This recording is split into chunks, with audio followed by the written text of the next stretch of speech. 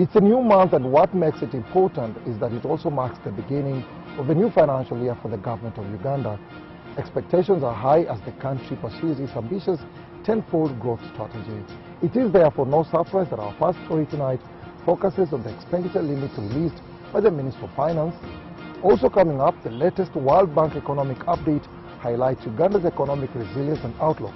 We also take a closer look at what it takes to thrive in the commercial poultry business, while on the regional front, Chinese automakers expand their presence in Tanzania.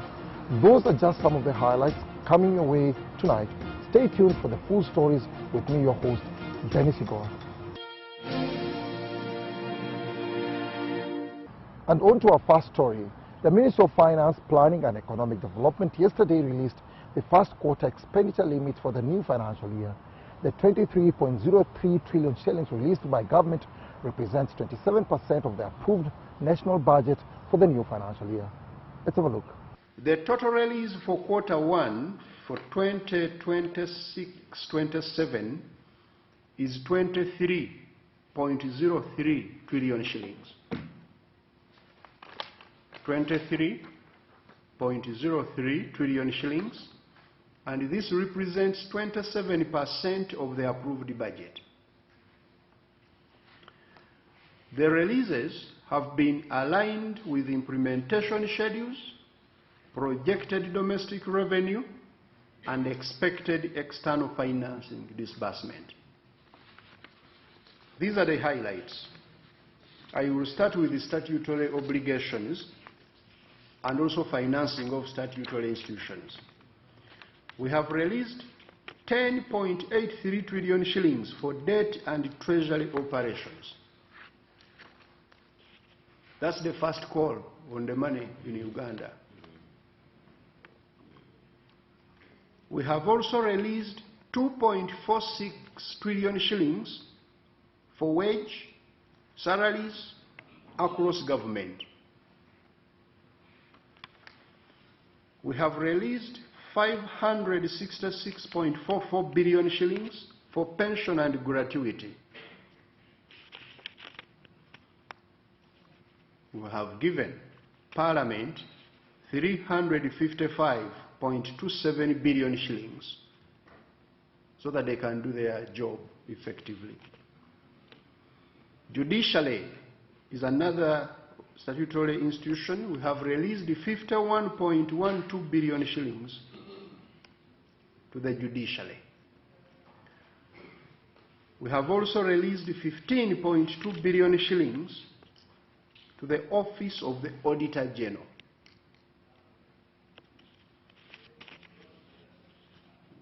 I now turn to the spending on the growth drivers. That's how these days we plan our budget. The ATMs.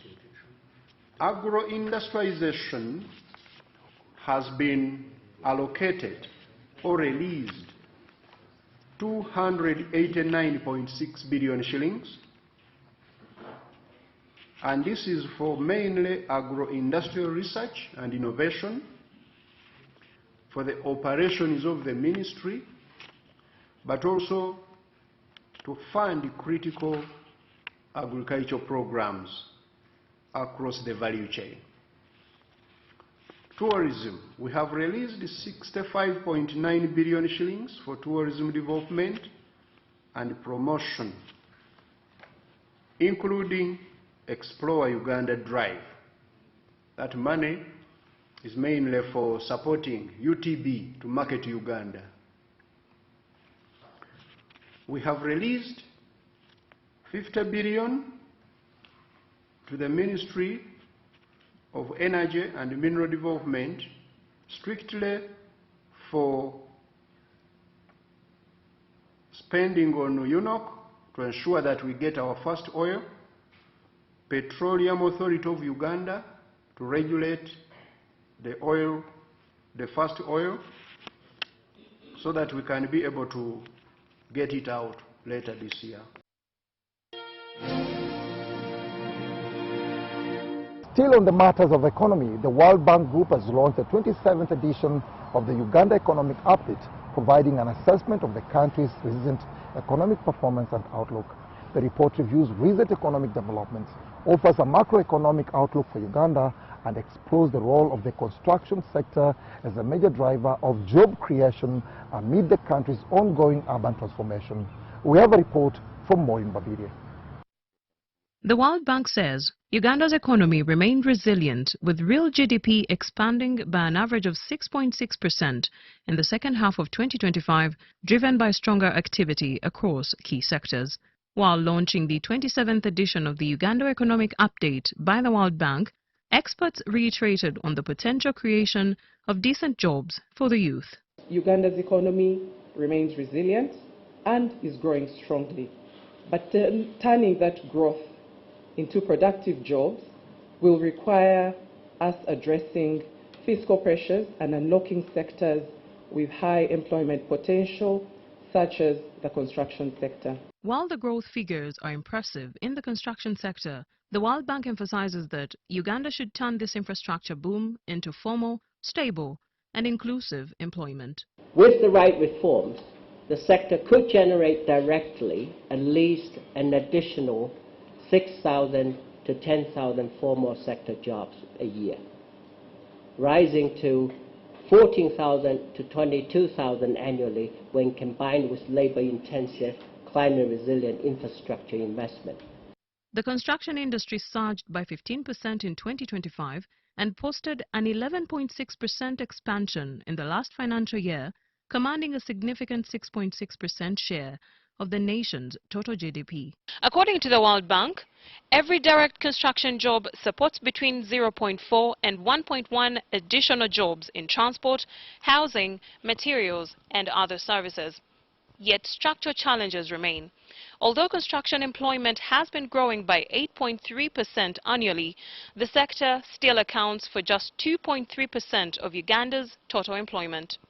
The industry remains highly fragmented, with 88% of firms employing fewer than 20 workers, with challenging issues like the absence of formal contracts, and the workforce remains starkly male-dominated, with women accounting for a mere 2%. Female unemployment remains quite high, so women are largely underrepresented in the productive sectors.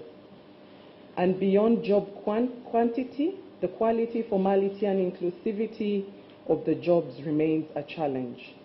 The Ministry of Finance projects massive economic acceleration to 10.2% growth this fiscal year, driven by incoming oil revenues, digitalization, and tax reforms.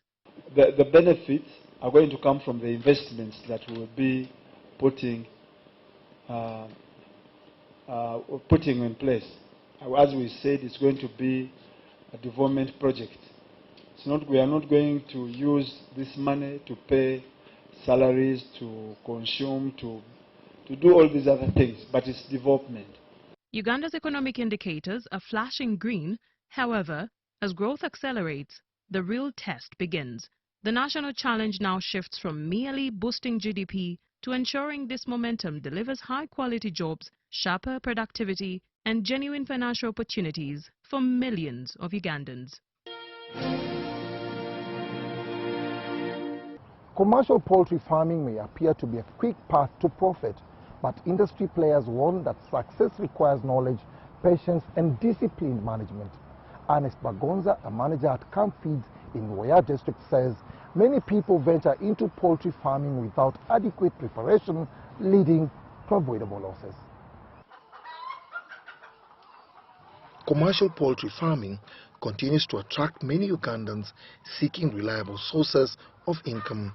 However, Ernest Bagonza, the production manager at Camp Feeds in Anaka Town Council, Nwoya district, says one of the biggest challenges is that many farmers invest in birds before acquiring the necessary knowledge. You may be having good genetics, you may having quality feed, but poor management at the farm. So the management at the farm is from now the knowledge of the farmer. So it is better somebody should first get the knowledge before he gets the money to start the farm. He urges both the new and existing farmers to seek continuous training and technical guidance, noting that knowledge remains one of the most valuable investments in the poultry business. Bagonza also advises aspiring poultry farmers to begin with manageable flock sizes and get the right feed formulation. You start small, because from when you are starting small, you are learning the challenges and you are sorting them out. Because these birds, if you have not done the right things, they can all die within 2 days. But if you have the do's and the don'ts, the biosecurity outside there, you will control and the project will be there will last longer. Yes. At Camfeeds, the farmers are exposed to modern poultry technologies, including automated nipple drinking systems. Because if the farmer installs a nipple system in his house for birds, it doesn't need numbers, because these are coming shorter. As you see, they come in 6 meters. Now 6 meters, you can, even if you have a small building for you birds, whether they are 50 or 100, you can put 2 lines and put automatic system. Because these birds, when they don't like to take dirty water. They don't like to take dirty water.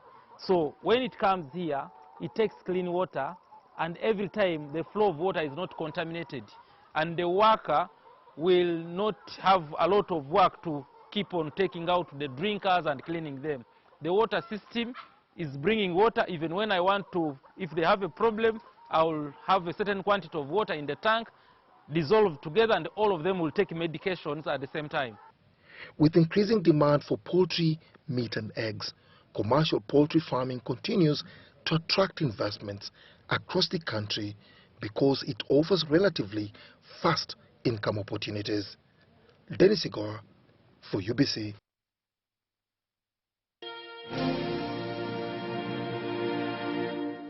The Minister for Energy and Mineral Development, Dr. Monica Musenero, accompanied by the Minister for Development from the UK, were in Mbarara for the launch of a mega power project. Let's have a look. The Amari substation upgrade project is being delivered through approximately $50 million in private sector investment, pioneering a sustainable financing model for strategic electricity transmission infrastructure. The approach is expected to ease the government's financing burden while accelerating the delivery of critical national infrastructure. Energy is a driver of development. So upon completion of this station, we will be able to increase the transmission from the 7,170 MVA to 7,870 MVA. That means an additional 700 MVA. So this means that we have improved power evacuation. Through British international investment, Gridworks development partners and other strategic partnerships, the United Kingdom continues to demonstrate confidence in Uganda's development agenda, according to the visiting UK minister. Congratulations to Gridworks and to UETCL for their partnership on this project. Increasing electricity transmission is critical to economic growth, supporting Uganda's tenfold growth ambition. And finally, this project also demonstrates a fundamental change in the UK's approach to international development. We're adapting our approach, and that includes moving from being a donor to being an investor. Scheduled for completion within 2 years, the project will strengthen transmission capacity at 4 key substations: Tororo 220 kV, Nkenda 132 kV, Mbarara North 132 kV, and Mbarara South 220 kV, significantly improving the reliability of electricity supply across the country.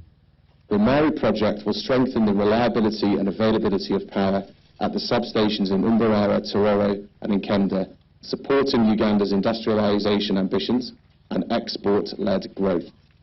The project is founded on a simple belief that investment in energy infrastructure can unlock economic opportunities and improve lives. We're investing not only in critical assets, but also in Uganda's long-term development and prosperity. all the places we have selected, Tororo, Mbarara, and Kenda, one of the main things is that they have constrained demand. So there is demand that is not being unlocked. And so with Mbarara, it's the industries, but the bigger demand is on the exports towards Rwanda. There's demand for more power from that side, as well as in Tororo, exports towards Kenya, plus the local industrial demand. So that is where the money is. We are unlocking demand that is already constrained. Reliable electricity transmission remains critical to Uganda's industrialization agenda, says Dr. Musenero. So this is an industrial corridor. This is an industrial corridor, and over 70% of our power is consumed by industries. So the transmission line is going to enable us to reach new areas where we can set industries. Government established the Independent Power Transmission Framework to mobilize private sector investment while maintaining public oversight, regulation and ownership of the national electricity transmission grid. The Independent Power Transmission Project works in such a way that the Amari will take the lead in construction of a project. Dennis Igor for UBC News in Mbarara. The fourth edition of the Power and Electricity Expo has concluded this evening at the Uganda Manufacturers Association Multipurpose Hall in Lugogo. On display were modern, energy-efficient technologies that are critical in accelerating Uganda's transition towards a modern, technology-driven and sustainable energy sector. Maria Kurut was there. The UMA Multipurpose Hall in Lugogo is once more hosting the Power and Electricity Expo, an annual event that showcases new innovations and technology in the energy sector. Local and foreign exhibitors alongside energy sector experts converged at the UMA Multipurpose Hall in Lugogo for the fourth annual Power and Electricity Expo to showcase cutting-edge and greener energy solutions aimed at transforming Uganda's energy landscape. The three-day exposition was officially opened by the State Minister for Minerals Development, Fiona Nyamtoro. Our responsibility is no longer simply to increase electricity generation or extend transmission lines.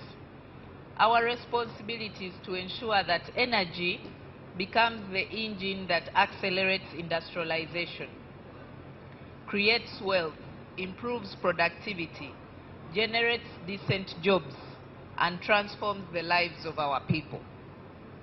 The Ministry of Energy and Mineral Development, therefore, sees energy not just as infrastructure, but as an economic infrastructure. Every megawatt we generate should be able to power a factory.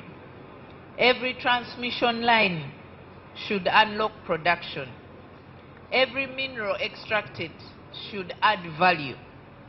Every technology we deploy should improve efficiency, reduce costs, and create new opportunities for enterprises.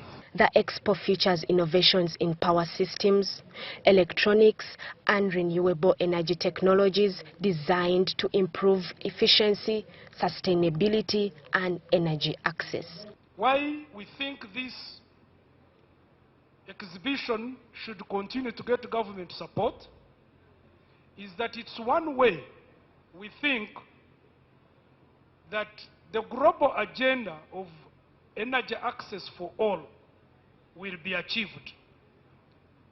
The solar technologies are here, wind-powered technologies are here, and we shall continue to link these technologies to the distributors up country, such that those who have not managed to come today, we shall make sure that these contacts are provided clear. The theme for this year's exhibition is Scaling Energy 10X, Technology, Sustainability, and Global Impact. This theme reflects our collective commitment to accelerate energy access, promoting sustainable technologies, and creating meaningful partnerships that will shape the future of the energy sector. Today, Power and Elect Uganda stands as Uganda's largest and most focused international exhibition dedicated to the power, electrical, and renewable industries. This achievement has only been possible because of the tremendous support we have received from the government, government institutions, industry associations, exhibitors, sponsors, and our valued partners.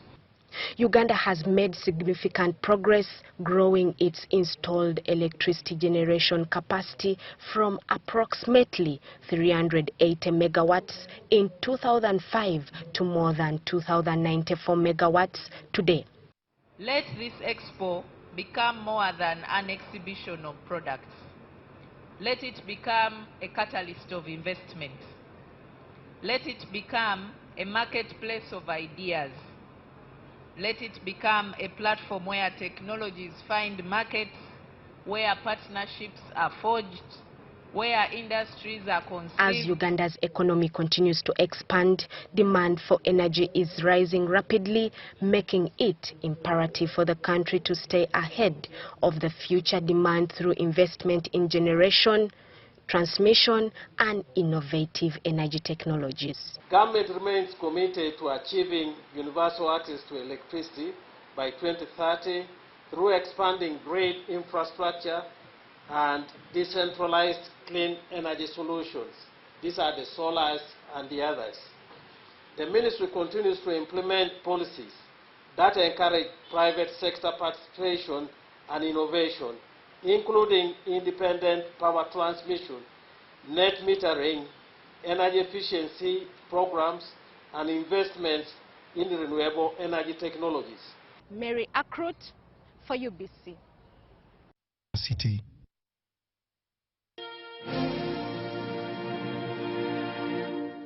The temperatures are expected to be higher than average during the month of July due to the predicted dry conditions, which is largely influenced by the ongoing development of the El Nino condition over the equatorial, central, and eastern Pacific Ocean. And that would be the impact. Right Honorable Speaker, the expected weather conditions in July 2026 are expected to result in several impacts, particularly on climate-sensitive sectors like agriculture and food security. Here, we are likely to have reduced crop yields, livestock stress, and chances of increased pests. Our communities are encouraged to practice water conservation strategies. Let's use our available water sparingly.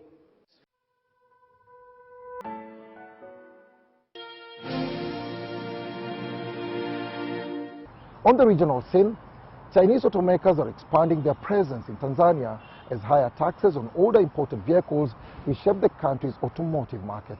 We have the details from CGTN. Used vehicles are a common sight on Tanzanian roads. Data from the Bank of Tanzania shows spending on imported household vehicles rose by nearly 54% in the first quarter of 2026. Dealers say demand for second-hand cars remains strong despite recent tax increases. The main reasons are affordability, reliability, and the low ownership costs. When it comes to maintenance and spare parts, they are easy to find. That's why many customers who come to us prefer Japanese brands. Chinese automaker BYD is hoping to change the status quo. It entered the Tanzanian market this year and says interest in its vehicles is growing as consumers look to newer technology and lower operating costs. BYD's entry into Tanzania is to bring more advanced and safer options to local consumers, a more environmentally friendly new energy vehicle. And in addition, we also hope that we can bring consumers more advanced and innovative technology. This will allow our consumers to choose and have more options. BYD is not alone. Chinese brands including Chery, GWM and Jetour are expanding across Africa, offering vehicles packed with technology and increasingly hybrid and electric models. Data shows that Chinese vehicle sales in Africa are growing, mainly driven by a 75% year-on-year increase in South Africa, Africa's largest vehicle market. Analysts say competitive pricing and extended warranties are helping attract buyers. Inside showrooms like this one, plug-in hybrids and SUVs make up most of the display. Vehicles designed with African road conditions in mind. Chinese manufacturers are focusing on what dealers call an Afrocentric strategy, hoping to steadily grow their presence in what they see as a largely untapped and fast-changing market. But challenges remain. Dealers say one of the biggest hurdles is the shortage of technicians trained to work on newer Chinese vehicle technologies. We have partnered with Vocational Education and Training Authority to provide training on BYD technology to technicians. The goal is to make these skills available across the country. If local mechanics do not understand BYD vehicles, they may not be able to help customers when problems arise. To grow market share, companies like BYD are targeting businesses and government fleets, sectors looking to reduce fuel costs and lower emissions. Their goal is to expand beyond Dar es Salaam and establish a stronger presence across Tanzania as competition in Africa's automotive market intensifies. Isaac Lukando, CGTN, Dar es Salaam.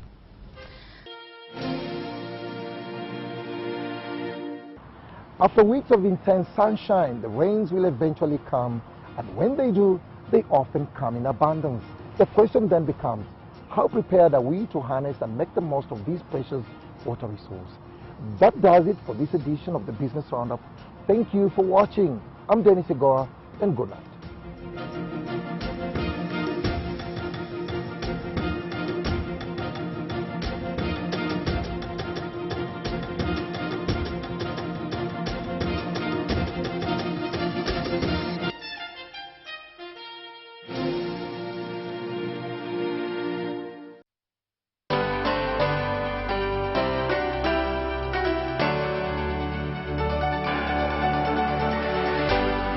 UBC, inspiring Uganda. The World Football Spectacle is here! From the vibrant cities of Canada, the passion of Mexico, and the grand stages of the United States, the FIFA World Cup 2026 is set to ignite the planet! Every goal, every save, every moment of glory, live and unforgettable on UBC TV and all its radio stations. From the streets of Rio to the night in Spain. Follow Africa's finest, football's biggest stars, and the battle for the most converted trophy in world football. Where legends rise, dreams come alive, and history is made. UBC is the home of the FIFA World Cup 2026. Stay tuned to UBC TV and all UBC's radio stations, bringing the world to Uganda, one match at a time.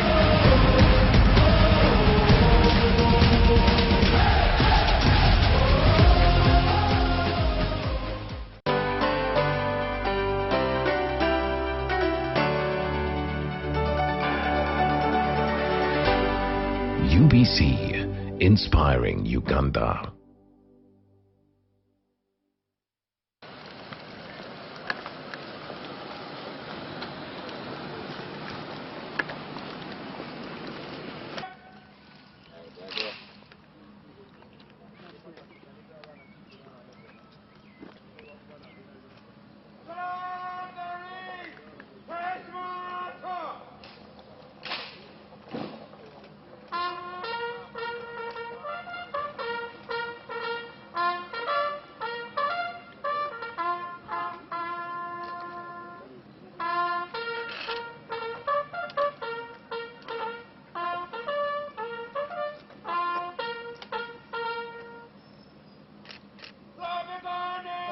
Guys, can we extend slow behind? Hey,